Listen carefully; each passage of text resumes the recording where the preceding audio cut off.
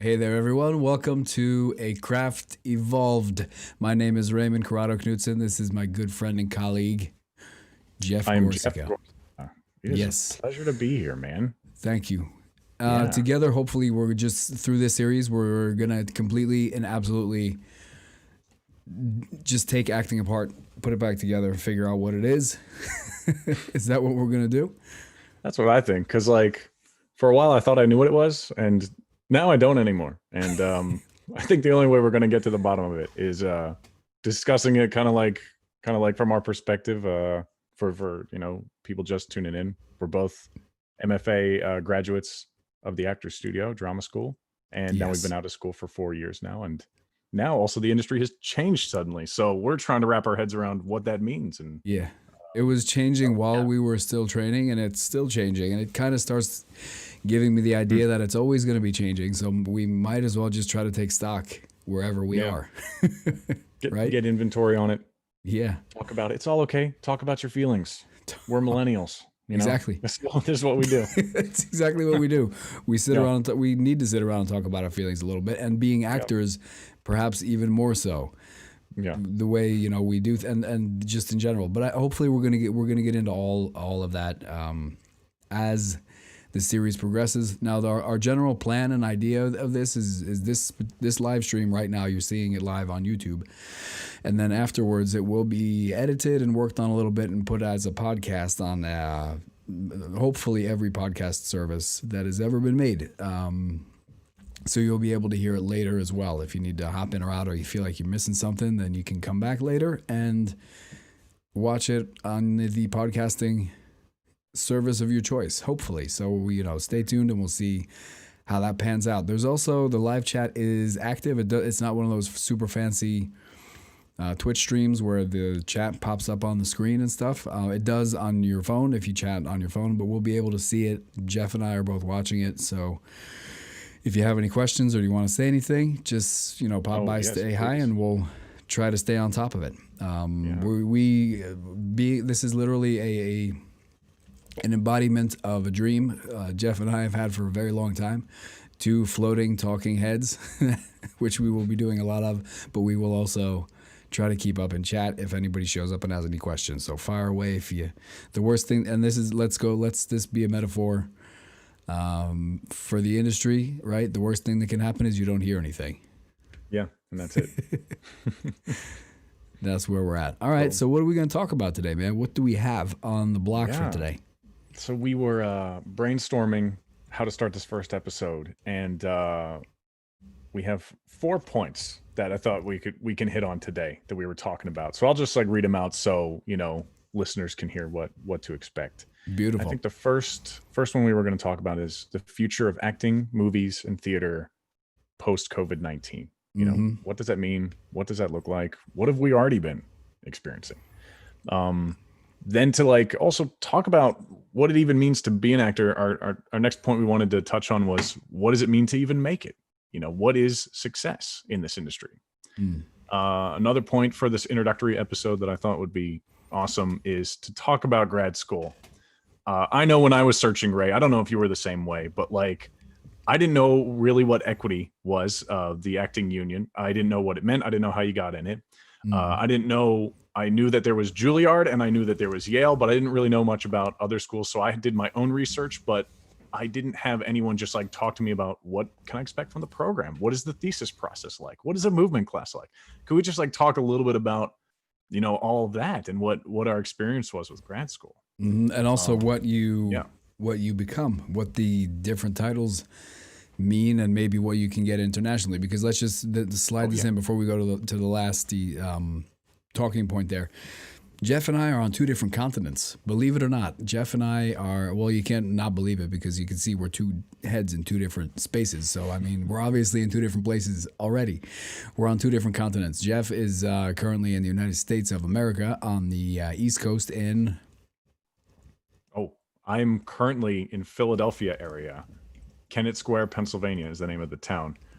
I moved here because of quarantine though. So normally I'm a New Yorker guy, Yes. So, but that's where I'm at. And that's where Jeff and I train together. And that's where Jeff usually works. I'm up in the icy cold north of Western Norway. So we're in very different places right now in physical space, but we are often in the same space when we talk. So that's going to be part of it as well. And 2 different markets. Oh, yes, for sure. If you don't mind me saying. Yeah, it's like two very different markets. And I think there's some perspective in that too, because we always think, and this actually brings into the last point that I wanted to talk about today, but it's like you always think New York, LA, that's it. That's where you want to be an actor. Yeah. And I think we can talk about that. Like, is that the case? Is that the case in this, modern post-COVID society? And also, sure. I want to pick your brain on this. What is acting like? Oh, so many. Yeah. I want to know it all. And we're going to get there. That's actually the last talking point is going to be really interesting because I have a bone to pick with that. So it's going to be, stay tuned because that's going to be a fun one to talk about for sure. Yeah. Let's just dive right in, man. The future of acting after the global pandemic. Now, what was strange was before the pandemic even broke loose. I think we were all, Jeff and I, we did a little bit of work together last summer, and we're planning and we're making things happen. And I think at least that sense of we're going to do something one day, and then we kind of constantly and consistently work toward that goal. The pandemic showed up, and a lot of it just stopped. And even things, this is something that I hope people can relate to in some way, even if you're not an actor just watching this and stopping by and watching it, that things just stopped for us. Even things that we were like, okay, let's do that one day. Let's do this in the fall or next year or in the summer. But like, everything just literally stopped. Oh yeah, man. Dude, and I actually I hadn't been able to articulate that until you said it. Even plans you had made now have to be rewritten. Like, not even just like, okay, I'm gonna, or sorry, not like a job has stopped, but like me and you were hoping to get a movie together this coming summer. That was the plan, but that like has to be rethought about and how do we do that now? Things that were, it's fun because, well, it's not fun. It's funny is what I'm trying to say. It's funny that how, when society stopped, at least the way it was here, the work stopped for a lot of my colleagues, myself included, and we were on lockdown. We couldn't create. So a lot of people went to online to the Zoom readings and did all these Zoom things. And there's a couple of those. It's funny because now like the production of those happened during COVID, I guess, the big lockdown. And now a lot of those things are coming out. So we're going to see how traumatized we truly were when we finally see the premiere of all of our online Zoom movies and readings and shorts. But I think not being able to create and just not even having the outlook, like you can get the lonely actor blues, what I call it, is like you sit around and we've talked about this extensively, Jeff and I. You get where you're like, am I ever going to work again? Am I ever going to be, am I even, like I haven't acted in so long. Am I even an actor anymore? You know what I mean? Am I this other thing now? But when everything closed, I think there was this feeling of, what do we do now? You know, like what? It's not like we can't work now because all our old maybe excuses, and I use that with all the love in the world, don't exist anymore. You know what I mean? It's like, oh, we could do it next summer, but all of a sudden it's like, wait, we can't maybe do it next summer. We can't do it this summer. You know what I mean? We can't. Nailing it. We can't put that application in. We just have to not do it anymore, you know, for however long that may be. It's not even like you can be, oh, I haven't been auditioning. I just got to get my ass out there. It's like, no, there are no auditions. Yeah. Like it's really, and I had this existential thought too. I was like, I already am like trying the hardest career, one of the hardest careers in the world, especially statistically.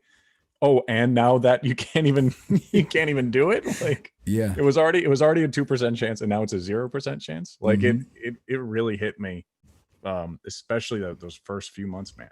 We went to a real weird place. I think we did, and then people overcame though, Jeff, didn't they? People just went ahead and persevered and created stuff. Anyways, do you want to talk a little bit about any of the things? You have any war stories from the Zoom era of acting that just happened this spring? Dude.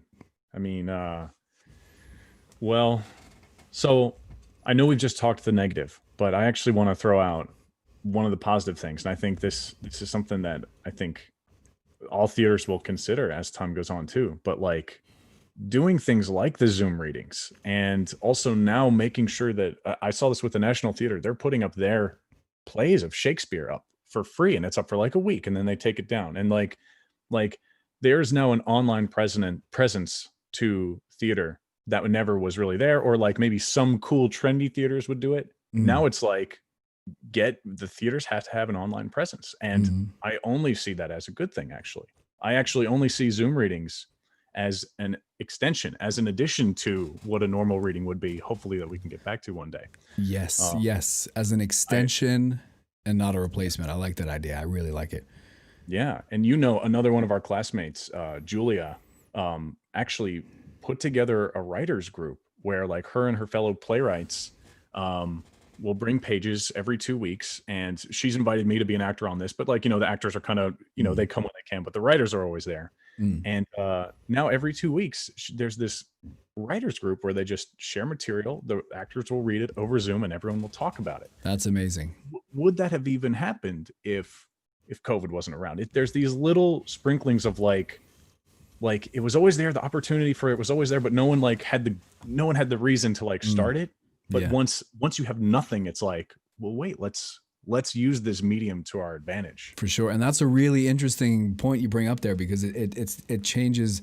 It 180s the thing we were saying earlier about how we had these, okay, I have these excuses as to why I'm not doing this, and then COVID shows up and I really can't do it.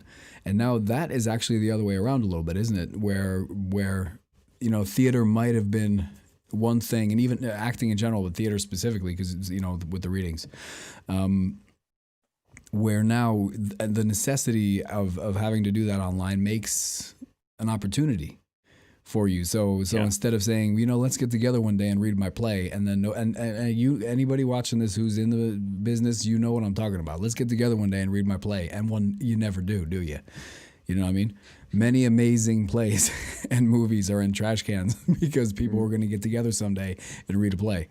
And now it's just like, hey, let's just meet up on Zoom if everybody's free and let's do it. You know what I mean? There's the flip side of the coin, obviously, is this Zoom fatigue everybody talks about. How, because I remember myself being on a play reading with a local playwright here who's hopefully actually we're going to get him on board on one of our episodes.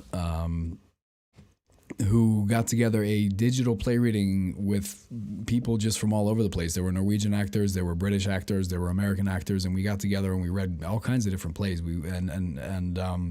It was, for us, it was nice to get together and do it, and we would have never done it otherwise. And I think even the people who were in it with me would agree that every once in a while there was a night where you'd be like, I've been on Zoom all day.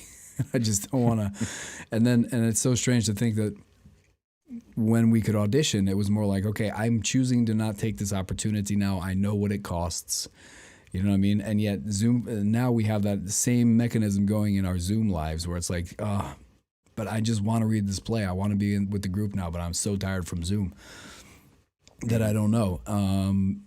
But there was and I don't know how it was with your readings and how it is with your readings with the groups, but I was lucky to be in a group where there was, kind of enough people, enough momentum, enough where it's like, okay, we have enough people for tonight.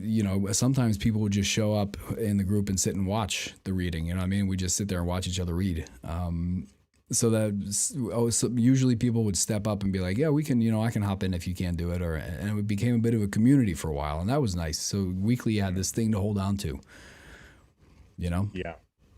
I think that kind of inevitably happens when it's easier to join in the conversation. And I do think that these Zoom readings do that.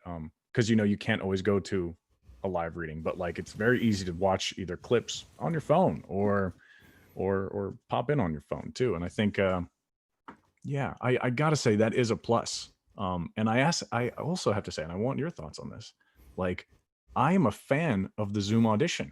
Like I think and the Zoom callback and the self-tape. I think it was a step that like should have happened maybe a year, 2 years, 3 years ago. And I think it not only saves time and money for everyone, but I think you also, I know personally, this is now my mindset with self-tapes, I have infinite tries to get a good take, and I can then send them something I'm really proud of. So I'm like a big fan of things going digital for that. But what are your thoughts on that? I want to know what you think. First of all, I'm writing down what you're saying right now for our self-tape episode. All right, for our actual self-tape episode, because I would like to talk about specifically the pros. I'm going to write this down, and everybody can even hear me do it. That's why I'm doing it. The pros and cons of self-taping. Because in the short of it, to me, and the reason why is I have my view on it as an actor. I agree with you 100%. It's we can get our best takes, we can do our best work. We're in the room, and we can send out things that we're proud of sending off. And yet the self-tape in itself is not necessarily because how, and this is something that goes back to when we were in grad school. We were told, I remember at least we were told once in audition class that you think of the audition as a different monster altogether. It's a job interview more so than it is, doing the work like you would after you get the job. And a job interview necessarily needs interaction, right? So if I'm sending you my self-tape, then I'm sending you something that I have in my brain. But and this is something I want us to bring back up during that episode because it's a really interesting perspective. The casting director, the reason why they're called casting directors is because they're usually directors, and they're in the room with you and they're trying to make you be as good as you can, you know what I mean? And they also are there to help make you be as good as you can for the role. So Zoom auditions, and I haven't had a Zoom audition yet, so I don't know how they work, but that might be a step up from the self-tape per se, because quality-wise, your self-tape is going to be the best option because you're always going to be able to get the best light, the best sound. You can always pick the best take. And then the step up from that would be Zoom because you kind of sacrifice the quality maybe of the video and audio, but then you're in front of somebody who's experienced enough to know that that's not a problem. They have your pictures, they have your show reel. Hopefully they have your website, which we're going to be talking about later, if you even need it. And then you're in interaction with somebody who can help you work, who can, bring the best out of you for that specific role. Yes. So I think they both have their values. And once again, we're going to talk about it a lot more in that episode. Yeah. And I know I just praised the self-tape Zoom thing so much, but I'd love to talk about this extensively, but I think the huge negative is, first of all, you're not getting a real read on the team, because us actors want to get a vibe of what the director will be like, what the casting director's like. I think it's all a process. You know what I mean? Yeah, it really is really like a job important interview. It is really important what you brought up there. And inevitably there is a certain amount of like, they're seeing me from here to here, and that's all they get. And when you go in the room, you very much can own your space, own your presence, own your relaxation, really be yourself. And like there's a certain amount of camera technique that I know, again, this is all for the self-tape episode, but like, that like, I know that like for me personally, like I'll see things in a script, and if there's an opportunity to have a thought or have a turn in like the thought process of the character, I will manifest that like in a look or in just like a moment over here, which it's not necessarily method acting, but like it reads good on camera. It's like, oh, he had a thought there, I saw it. Where like when you're live in person, you can just organically kind of act it. Yeah, I hear you for sure. You lose it. One thing we will bring to you, and I'll bring this to the table so that you don't do this ever on your self-tapes if you're listening right now and you're an actor. You know how it's great to self-tape during quarantine and on Zoom? So your scene partner's on Zoom. Speaking to what Jeff just said, I've never landed a job without my partner in the room, without a reader in the room.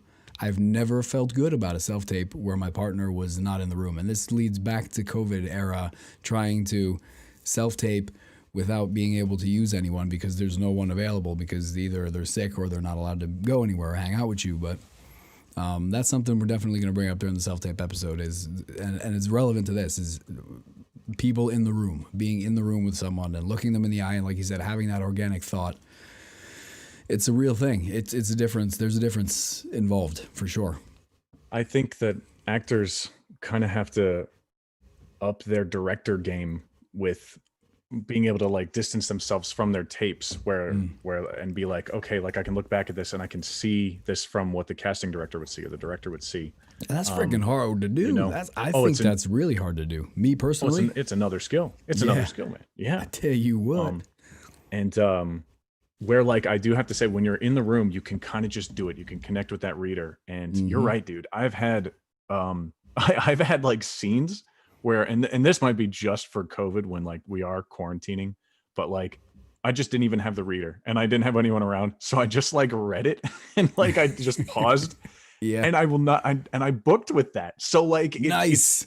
It's so funny. I feel like right now you can kind of get away with that. But one thing I want your thoughts on is like, will it be incumbent on us as actors to like, it's like, now we all have to up our games. We're all, if you want a job, you better get that reader, and you better have a light that hits you from two angles, and you better have an HD camera. Like otherwise you'll just look amateur. You know what I mean? Like there will be a standard. You know? That's an interesting thought. You know what we should do? We should see for the self-tape episode. All right, everybody, we should see if a couple of casting directors want to come on and talk to us about that. Because another thing I've learned is that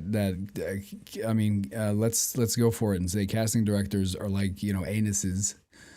All right, and everyone, what is it? Everyone has an opinion on it. No, I just completely. Everyone has one, but no one wants to look at one. No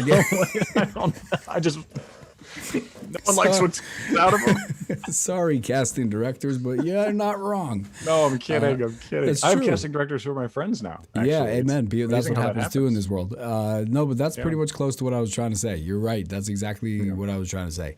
And they also have very different opinions on what that is. I know a casting director who hates the self-tape, and I know another one who blesses it as welcoming. Kind of a beast of burden for her workload.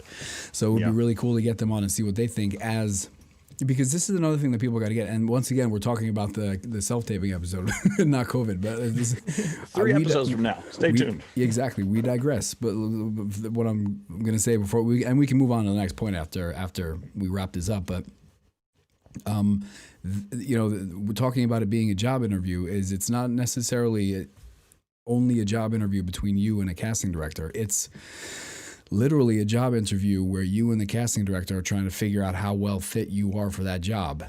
And then you're a team, you know what I mean? Trying to pass on your job interview to the people who actually, you know, are going to hire you. It's to be like, hey, so you're more of a team. And I hope, you know, eventually people, you know, catch on to that. So we got a lot of things to talk about in that episode. We need to get, I'm going to write it down right now. We need to get a casting director to talk to us, at least one. For sure. Yeah. To take us back to the COVID-19 thing, Ray, I'd love for you, your thoughts on, do you think, what do you think theater will be like as we start to get back into a place where we can even have theater again? And this might be a loaded question, but screw it. Do you think there will be a certain acting resurgence because there's been nothing for so long? Do you think people will be more willing than ever to do stuff for free and do weird stuff? Do you think that they'll be hiring even more people in 2021, 2022, like kind of as a swing back from this? Like, do you have any thoughts on any of that? Well, I can definitely talk. I mean, because here's where being on two different sides of the Atlantic are different. As you may well know, if you're watching, is, you know, the pandemic is being handled and unfolding very differently in different parts of the world. And where I'm at right now, we're in wave 2, so we're trying to keep things under control while keeping people in work. So we kind of had a little while where we opened up a little bit. And it is inevitably going to happen in the States too, because it all happens in waves. And it's, the thing is, I guess you get to a point where everybody wants to go back to work really hard, and then some people start going back to work, and people who, I think maybe people who earlier have done not much. What I've seen here at least is because a couple of my colleagues who maybe survived the digital era, so like they kind of stayed warm with readings and they did what they needed to do. Coming back, it was kind of like they didn't quite miss their stride even. They just kind of went right back into it. And for myself too, I was at an audition 2 weeks ago or 3 weeks ago. I was at an audition, and I did a play in August. And coming back was like just slipping on an old pair of shoes. It was literally like being through a very hard period of not working. You know what I mean? The lonely actor blues, except extra rough. So I think that when we come back, and I hope, this is not what I think, this is what I hope, is when we come back, like you said, you know, the digital readings and stuff, I hope we integrate the things we've learned and the things we know now into our work. And not just the fact that you can read things on Zoom, but really this collective, and I'm going to get really deep real fast here, but this collective trauma that is a global pandemic is something that we all can heal together through. And it's something that we can really give each other good theater and good acting work to heal from that. You know what I mean? So I hope that that's what happens. I don't see it yet, but it's not because it's not there. It's just because I'm, you know, not seeing anybody because it is the season. But I hope that's what happens. Like how you'll see, and we get into kind of, you know, theater historically, right? How every era is a reaction to the one before, right? The absurd theater shows up because of the atrocities of World War II. You know what I mean? Realism shows up as a result of the absolute surface acting that was prior to it. The avant-garde, all these things, and political theater as a reaction to realism. So I hope that the reaction to isolation somehow is the opposite. That's what that's what I think about that. That's an amazing thought. Oh, I hope that's what happens too. I was not going to say my theory is nowhere near as deep as that, because you just nailed it, man.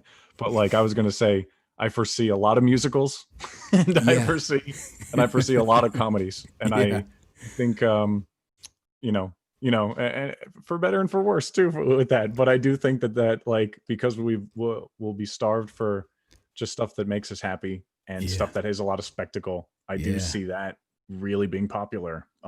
Is it time to bring back the sitcom? Sitcom, it's coming back. We start writing now. People are going to pick it up, man. Mm-hmm. Yeah, man. That's definitely a good point too. Just and as a reaction, like you're saying, it feeds into the same thought. It's a reaction to what's going on. Yeah. Yeah. So let's talk about making it. Speaking of writing comedy and getting it picked up by Netflix. Mm-hmm. This is a question Jeff and I have chatted about a lot. And I think we will for as long as we live. We'll be old talking about this. But what is this making it thing? All right. What is success as an actor? I remember you talking about, and you could probably elaborate on it, Jeff, but talking about leaving school and being like, wait, this one's been on Broadway. So-and-so has done this and done that. Where am I in this? Right. You want to talk a little bit about that? Oh, man. Yeah, for sure. So just to speak to that, like as I've left, after I've left school and like the training's done and I'm like, okay, I've got some tools under my belt. I feel really confident in this. Then I would start to meet actors that are at this different level that I could only dream to ever be at. And not at like this Tom Cruise level, not at like a superstar level, but just like my friends that I'm working with at a bartending job or catering have been on Broadway multiple times. And even they're like struggling in their own way is what I would notice. So it's like, what is making it? Because Broadway isn't just a big checklist next to the making it tab, it is a whole journey, man. Cause, when I had my long-term goal, especially when I decided to go to graduate school was like, I just want to be able to make my living doing what I love. And that can be acting or teaching the craft, because those are both things that I'm very passionate about. So in that sense, is making it just being able to do that? Am I already making it by landing, I had a shoe commercial this summer for anyone who didn't. It's hilarious. Watch it if you can. It turned out freaking fantastic. And so I don't know, man. Making it's I've almost come around to the thought that as long as you're pursuing it and you are happy, you are making it. Like as long as those two things are happening, you are making it. As soon as you're unhappy, that's when maybe you need to do some self-reflection and maybe decide if you should stop pursuing this insane industry, not even as like a walk of shame thing, but it's just like if you are happy doing it and you are still doing it, you are making it. What do you, is that too hippie? I don't know. No, man, that to me personally, that just punched me right in the feels, man. You know what I mean? That just punched me right in the feels, because that's to me is also what it is. I mean, and it's a really profound and refreshing way to be, because I think often we forget about it. Because let's say, and I know that all art probably has the same, the same issues in their own way, like making it. But I see people who paint pictures. You have, artists, visual artists, and what is it to them? Like, is it painting 1,000 paintings and selling them, or is it being in that specific gallery? So, and their journey, brush stroke by brush stroke, is kind of that's the journey, which is the level of success. Like you'll see a painting get better and better and better, a painter get better and better and better as they progress through their career. And it is the same way for us. You know what I mean? Like that one movie or that one show or that one, whatever it is not going to be the one thing. And one thing we were really fortunate about in the program we were in when we were in grad school, which we're going to speak of down here in a minute, was that we got to talk to these people who are in those things that I think a lot of us previously would define as making it. They made it. And yet they talk about this work the same way we did. I think it was Matthew McConaughey who literally sat up on stage on Inside the Actor Studio and said, I'm doing the same job you're doing in scene work. I just get paid a lot more to do it. Yep. I'm bleeding on the floor and doing my work, you know what I mean? And that's the difference. So, and I think to me that was really profound, and that's where a lot of it changed. And making it might be that. It might be making it happen. Let's just make that our new tag for a craft evolved. You know what I mean? Making it is making it happen. Making it happen. Oh That man, might be it. You sparked a memory for me that our friend Pete from school too. I was catching up with him, and random stroke of luck, he was asked by his friend to be a reader for Kelsey Grammer to like help him learn his lines. I think this was last year. So we worked with Kelsey Grammer for like a few months. And I was talking to him. I was like, so like, how's Kelsey Grammer? He was like, dude, yeah, he's amazing. But like, the truth is, on day one, he was flubbing his lines. He was asking, let me try that again. Trying to connect to the text the same way we are. He said there was no difference between this man who is accomplished and super talented and has done a body of work that like any of us could only dream to have. And yet on day one, coming in with that script, it was just like me and you learning some lines. And that just, you just totally nailed it, where it's like these actors that have more success than us, like, not that they're not talented, but they are people. And like, they are gonna, if you just hand them a script, they're not going to be as good as if they've done it 1,000 times on their own and then brought it back to you. You know what I mean? So there is this, I don't know. I think we can take some pressure off of ourselves on what is this level we want to get to? Where are we now? And try and enjoy the process. Cause I know that's hard right now with there not being a process. There's no industry. But I don't know. And also I was thinking, it's like dude, and I always throw this back to you, but it's like, you know, you can write the goal on your wall or whatever, manifest it every day and be like, I want to be on Broadway. That's my goal. But the thing is that may never happen, not based on talent, not based on anything, but simply because there's an element of luck and an element of the right project with the right person. You know what I mean? So like, if your goal and saying making it is Broadway, I think you're thinking about it wrong. And your goal should be like, can I get one union show this year? Can I get 4 union shows this year? Can you make it a little bit more like not as like such a specific thing in an industry that is already incredibly luck based and incredibly like the stars collided and you were at the right audition and all of that kind of happened. You know? Amen. And that's the thing that I want to add on to what you said there is I've never really adhered to have that, you know, manifesting your goals concept. I know a lot of actors and friends of ours also do that, where they kind of, you know, write something down and manifest it. And to me, and this might be me understanding it wrong, but to me, it's always been so exclusive. Okay. In the way that it is, if I shoot for that, well, let's say Broadway's a good example. If I want to be on Broadway, I'm going to take all the steps needed, yes, to get there. And I may or may not in some capacity, but I'm going to miss all the other really cool things that, like, let's say when I go to New York, I mean, back in the day, you remember 1,000 years ago when I could still go to New York and work before the pandemic hit, I would literally land and have no job. That was my favorite thing to do. I'd land in the city and be like, I have a couple ideas, some readings, I have some meetings with some friends, but I had no idea what I was going to do. And at the end of that period, because I had my work period, I would go there and work. I had so many amazing experiences and I did so much cool work, and some of it got broadcast. Some of it never became anything. I swept floors at a theater, you know what I mean?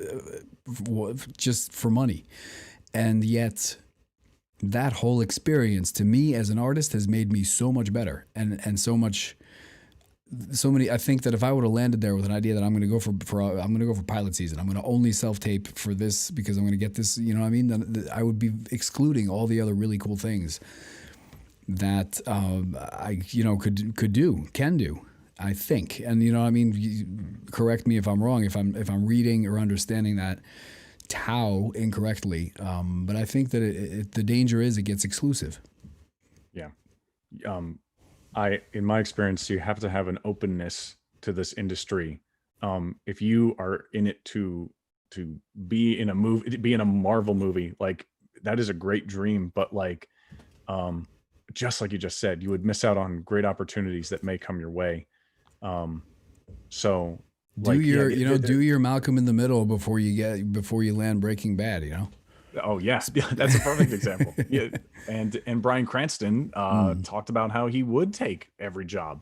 Yeah, that's true. And a lot of actors have talked about that too. And what we're talking about here is we had yeah. Bryan Cranston was with us on Inside the Actors Studio one night, and that's the root of what we're talking about. But yeah.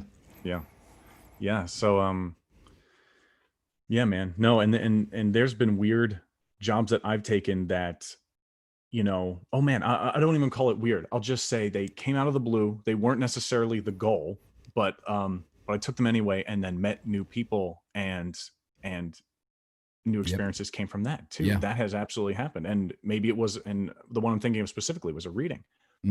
Is a reading the long-term goal? Is that, you know, is that Broadway? Well, I guess you could say no, but like it also was, I met local actors in the area, I met directors, and now I have new connections, new friends, new thing for my portfolio too. That is it. I think that's making it in a way, you know, like, and a lot of it, that's it. And a lot of it is about meeting people and the people that you do meet. And I guess sometimes it's presented as this slightly exhibitionistic thing where, you know, you got to go to the right party. You got to meet the right people. You have to have the right manager, or the right agent, or the right casting director. You have to meet the right person. It's really, to me, it's just meeting cool people. You know, and and I would like that to be our segue actually into, should I go to grad school, the good, the bad, the dead? Because if it's one thing you do when you go to grad school is you meet a lot of people and you end up sticking with them. Dude, that segue was so good. I'm blown away. That was the perfect segue. That was great. Because well, it sparked the thought that like I would, and this is the truth, like I would, if I was to make anything, I would much sooner go to the people I know and I've worked with for 3 years really hard, because that's what we do in grad school, and work with them instead of auditioning 1,000 people. And is that fair always? Maybe not so much. And I know, but it happens all over the place all the time. You know what I mean? People pick their people. But there's a good thing to be said about it. And when coming to grad school, because the system in America is different from here in Norway specifically. So if you're watching from Norway, this is an interesting thing for you. But going from primary education into higher education, getting your bachelor's degree in Norway per se, you have to study acting at a bachelor's degree level to take the only master's degree level acting program that is here. So the only graduate program that is here per se in acting. While internationally, it's different. You, especially in performing schools where, you know, like with us, where you audition to get into school, they're open to, it's just basically what you know, what's your background, what's your portfolio, how did you do on the audition day? And I think that's a big thing for grad school, is it's not the same thing as undergrad. You know what I mean? And and at least here it's not, and I'm pretty sure it's not like that in the States as well. But you're literally at a higher level. You're getting a master's degree. So in that sense, I say, yeah, that's the good, you know? Dude, I mean, it is, you will be, you know, in undergrad, especially in the States, I think, you're still kind of finding your way many times. You start undergrad, and many times you don't even know what your major is. You know what I mean? That's not even a bad thing. Like it should be a time where you try a few classes. You know that you've liked finance. Like, let me take 2 classes in that. Oh, I like marketing too. And you figure out what you like. But at the graduate level, you're going in with a very specific goal. I know what I want to study. I know what my professional goals are. That's why I'm getting education at this level. So like, I know for me personally that like, I actually didn't study acting in undergrad. I was a broadcasting major and advertising minor, and I loved it. But when I realized I wanted to go back to school, I didn't want to like try my hand at something. I wanted to study what I was going to make my career. And, you know, I had a big chunk between undergrad and graduate school, and I did community theater. I got an agent in Philly, and I kind of knew, not even kind of, I knew what I wanted my career to be. And I also had a passion for teaching. So I knew that getting a master's of fine arts, you know, allows for that. So that's where the pieces sunk up for me. But I have heard of many folks, to throw this back to you and get your thoughts on it, who go straight from their undergrad straight to graduate school, and just, it's like, boom, it's just almost like the next step. And I personally, I just feel like that might be a little brash. Like, you know, like you haven't even tried the world post undergrad, you know what I mean? And grad school is expensive, and not only expensive, you know, it's because I know in Norway, like, you know, you guys amazingly have free schooling, you know what I mean? That's Usually, freaking yeah. incredible. Usually. Yeah. But it's also, you're also giving in our case, 3 years of your life, which I didn't really appreciate until I was out. I was like, oh my God, when I was 26, 27, or 27, 28, 29, these prime years of my life, Yeah. I'm in school and I'm not out there living my life, acting professionally. Like I'm taking this 3-year chunk to do this. So it's a huge investment on so many levels. And I think you really got to take it seriously, you know? So yeah, I want your thoughts on that. I really like that idea because, like yourself, I also had I had 3 years out of undergrad before I looked at grad school. And part of it was because to me it was excluded for the first period after my bachelor's degree. I mean, it's funny because I teach students now undergrad at the same college where I got my undergrad degree, and it was very different then than it is now, first of all. But one thing that is the same is it still does not give you, I'm not going to say it doesn't give you actor training, because we do obviously train actors, but it's not an acting school, right? So you don't get a BA in acting or a BFA in acting.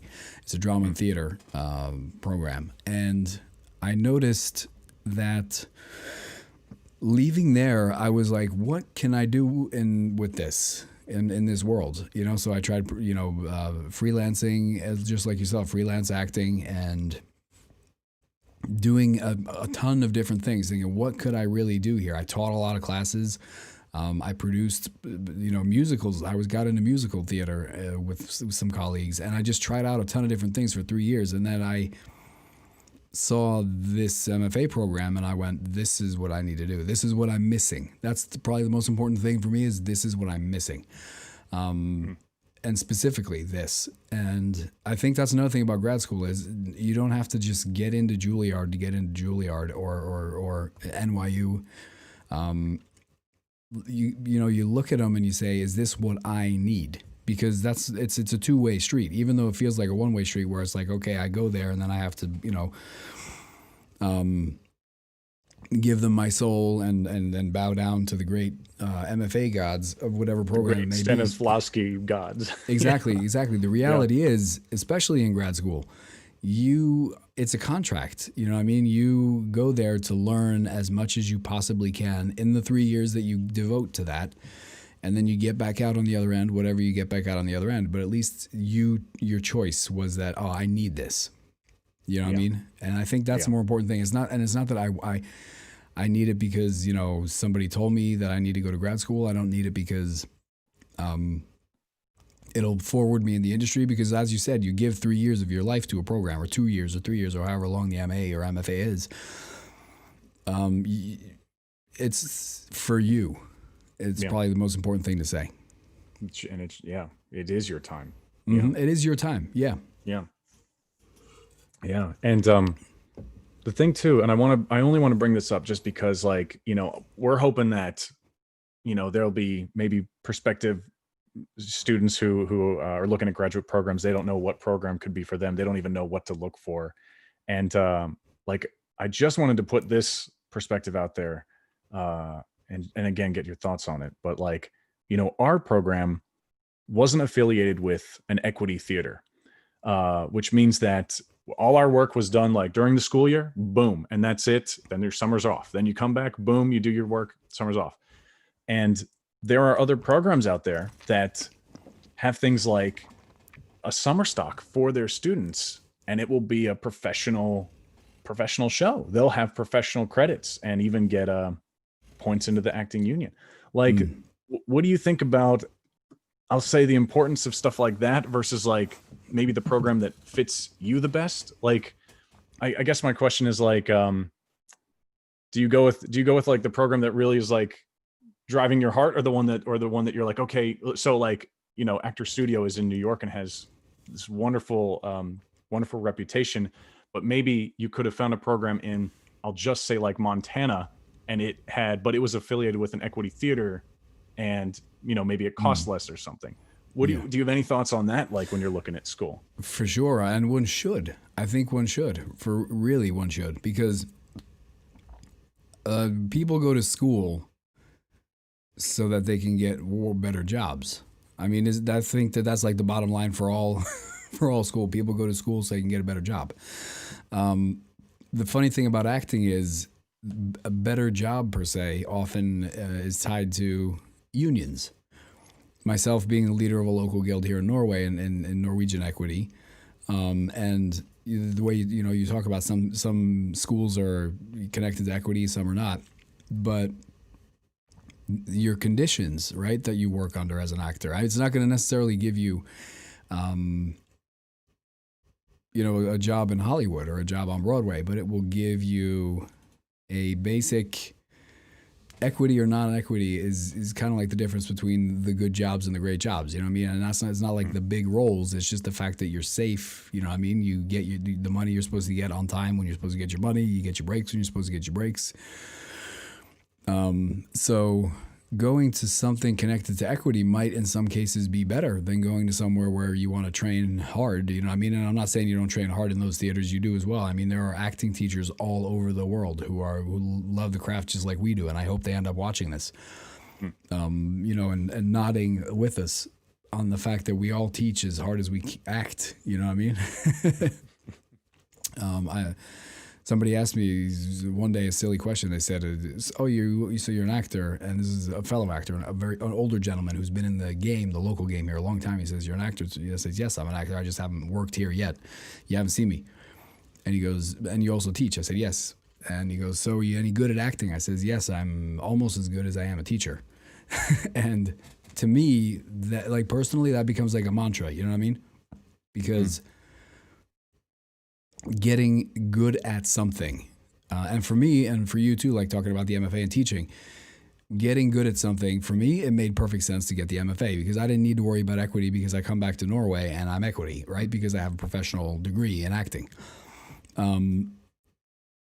Also, to me, teaching the craft, being able to have that MFA, to be able to teach the craft on a high level was as important as being able to get the equity work, right? Yeah. But I think you should make that choice. If it's not for you necessarily to teach and you don't feel like it's not something you are good at or want to do or anything like that. Even some people fall into teaching and find out that they're very good at it, by the way. But if it's something that's not on your radar, then maybe go look at some equity options, because that's probably a safer option. You know what I mean? I would say it's a safer option. Yeah. Or and I am very proud of my program, I'm very proud of my degree, but I would also say if it's worth considering that if there's no goal of teaching in your future and you never see yourself doing it, maybe the money investment and the time investment could be better spent at just,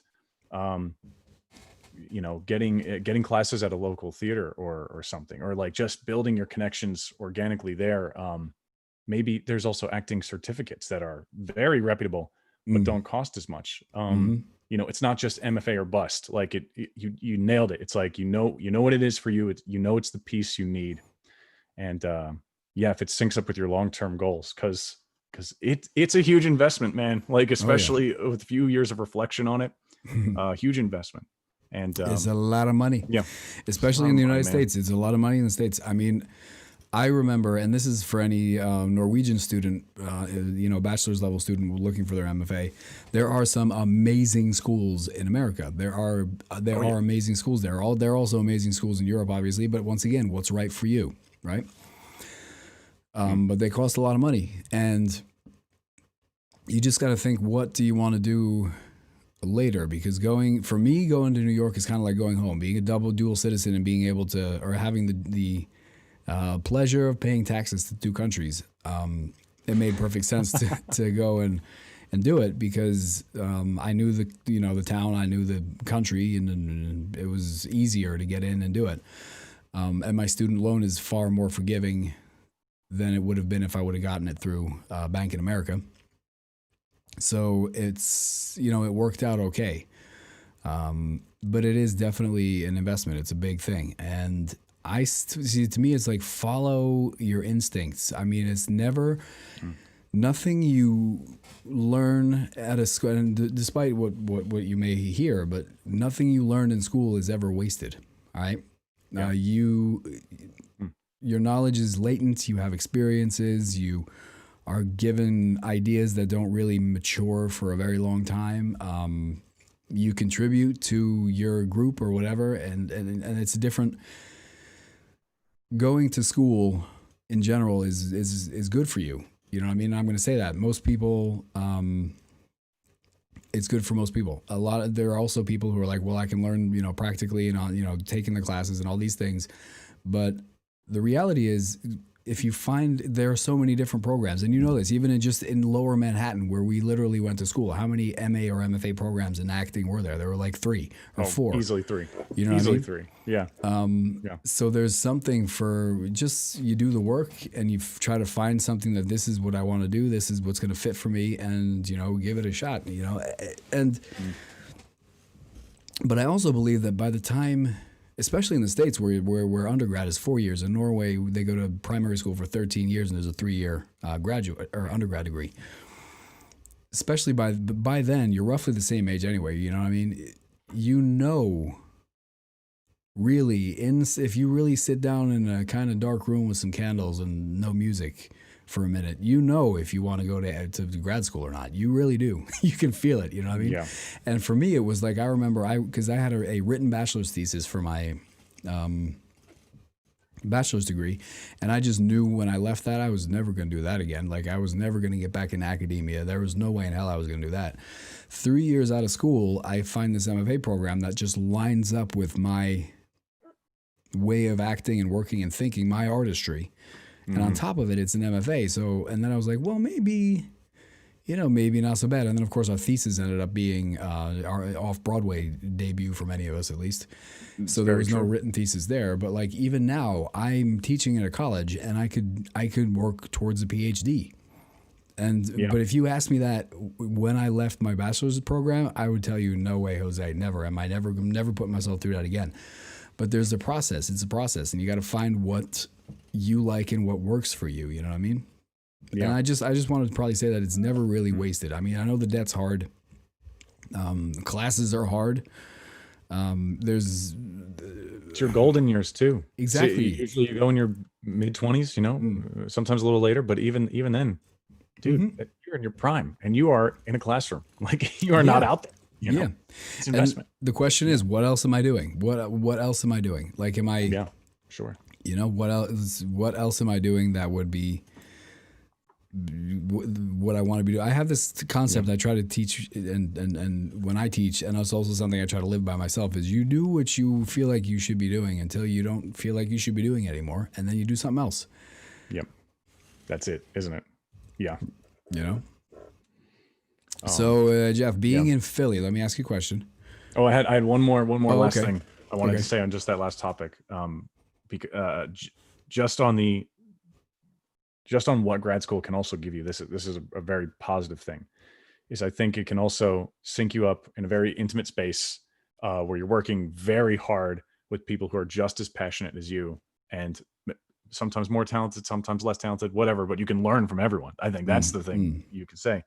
And if you're yourself and you're a kind person and you bring your all to it, you're going to make connections for the rest of your life that are now also professional connections, not just your friends. But I think about you, dude. When I think about my own grad school experience, I think about Julia, Joe, Rob, and I'm just throwing names out that don't mean anything to anyone listening. But there are these are people who I think are immensely talented, who I would work with any day. And I think, that I just am so thankful that I met, and I wouldn't have met unless I pursued an MFA at the graduate level, Yeah. Amen to that. That's really bringing it back. My last thought on it. Yeah. Well, you just segued us out of it, because that's what segued us in, right? Making friends. It's a nice little Freytag pyramid there, Beautiful. That's what I'm talking about. Yeah. We know our dramaturgy, us actors. Yes. So let me ask you a question, though, bringing us, down into the next, in our last segment for the evening. You're not in. We've evacuated New York. Oh my God. Yeah. Are you not happier than you've ever been? Oh not man. to say that How New York. How do I even answer that? No, I mean, this brings us to what city should I live in to act, right? Yeah. Talk about it. Yeah, dude. I'd love to kick us off because I have so many thoughts on this. Because I, like many people, I think, moved to New York thinking, yeah, baby, I'm in one of the two places. Like I'm gonna be with the most talented, in the most competitive setting. I'm gonna be really working, and then also the jobs are gonna be better too.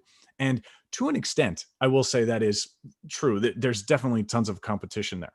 But after living in New York and working for 4 years now, out of graduate school, I didn't get my equity card in New York. I got it in Philadelphia, and I got there and I got it. And I've actually done, I think, 4 jobs in Philly now that are all professional, all have paid the bills, and all look great on a resume, and have been now professional connections now, where I still keep in touch with the other actors and the directors and even the casting directors.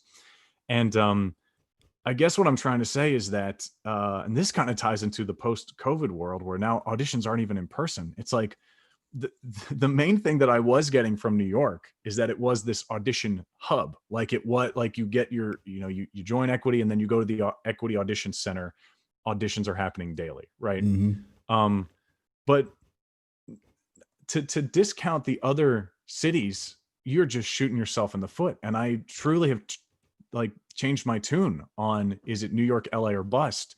I think if you do a little homework on the cities, maybe spend some time there, see some theater there, you can get a vibe on what kind of works they're producing. And the theater is there, dude. And I bring up Philadelphia only because I have experience with that. But there's 4 huge 900,000 seat theaters in Philly that produce everything from musicals to new plays. And then there's tons of smaller theater companies that do new works that you will get cast in, especially as a new actor. Like you're hungry, you're going in there. That's a place to get work. And my final point on this, which I don't know if I necessarily would have said before COVID, but now that New York doesn't have its ace in the hole with in-person auditions, why do we live there? What are we doing? Why are we spending all this money on rent?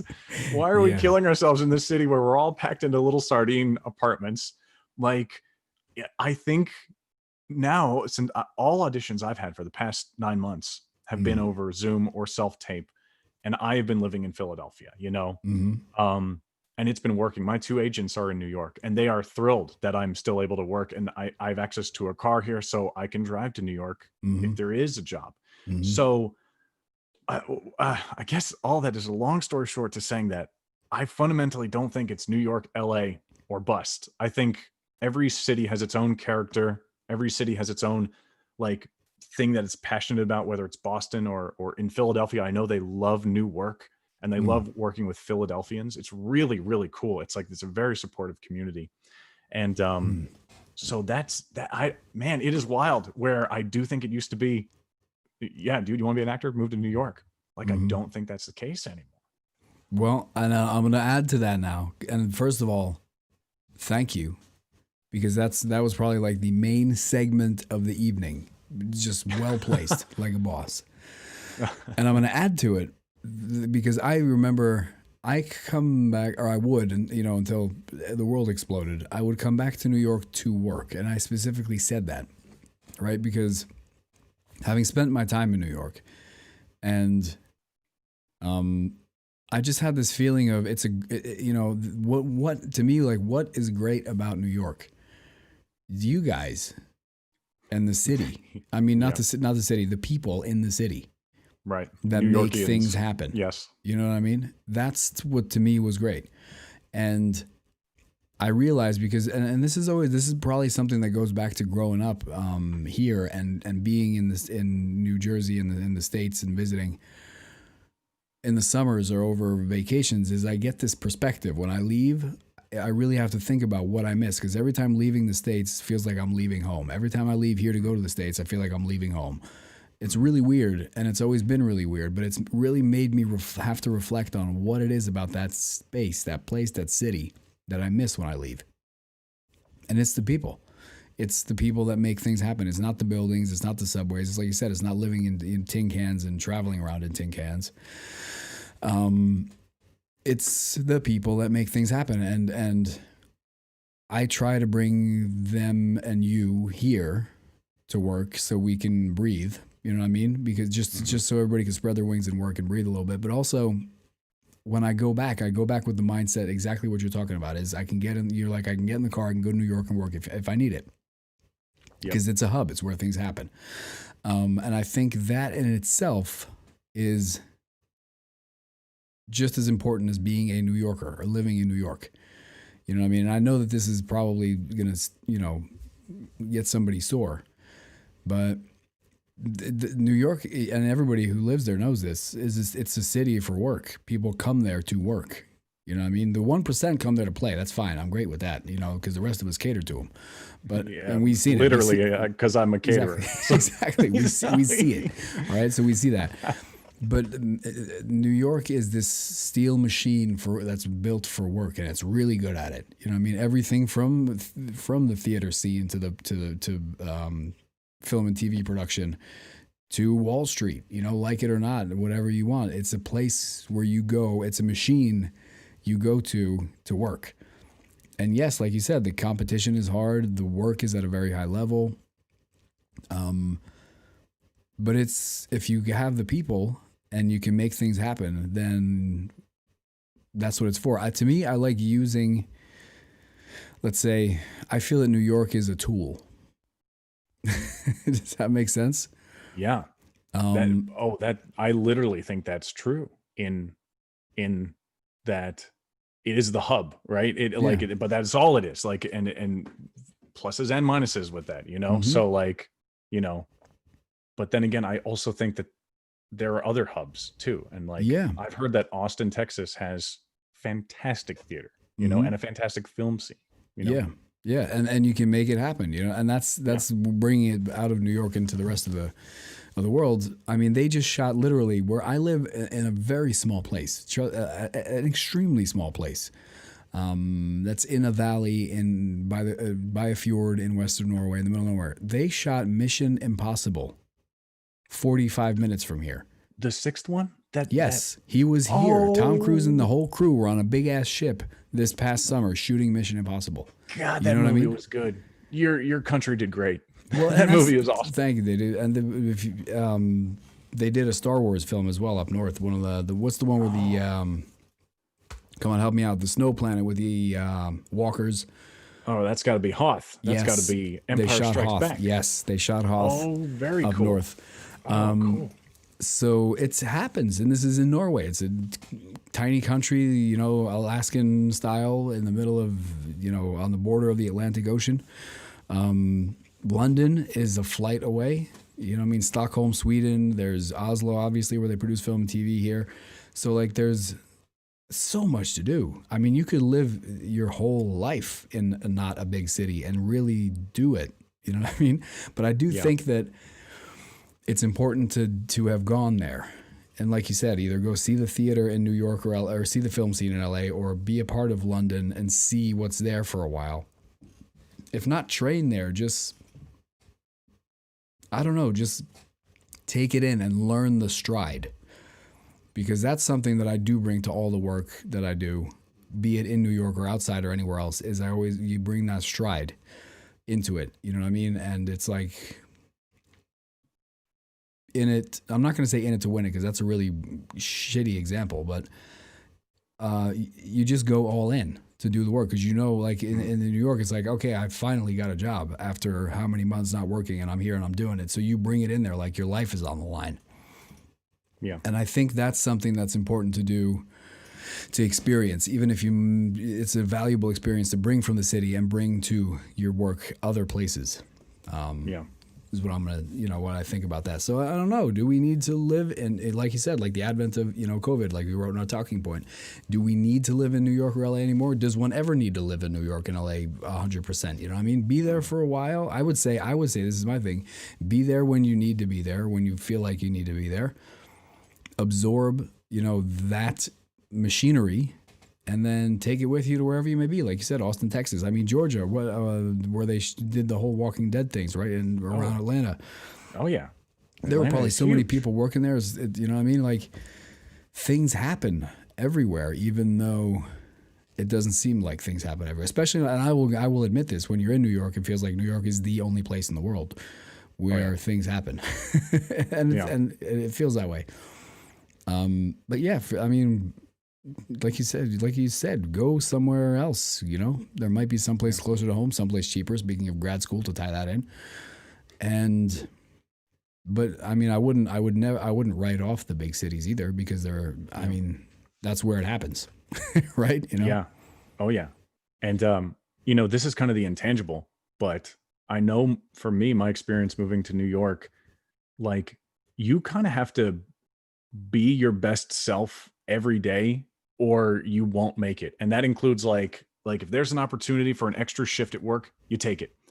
You got to be on time, or for whatever, or you'll miss the audition, like, and you have to audition a lot because the competition is so fierce, that if you're not going to every audition you possibly can, you're not going to get cast, or it's going to be a lot harder. Yeah. And I will say that, like, that kind of discipline and that kind of hustle, like, I personally found in New York, and yes, I think you can find that in any city, but I do think there is something about New York that forces you, kind of like shit or get off the pot. It's like, dude, get up, get your time in the gym in and go to the audition. But guess what? You're working that shift tonight, and there's an extra shift tomorrow. Take it, because rent is so expensive. Like, there's, there really is a hustle that is equally fun and engaging in its own right, that will also kind of make you a better actor too.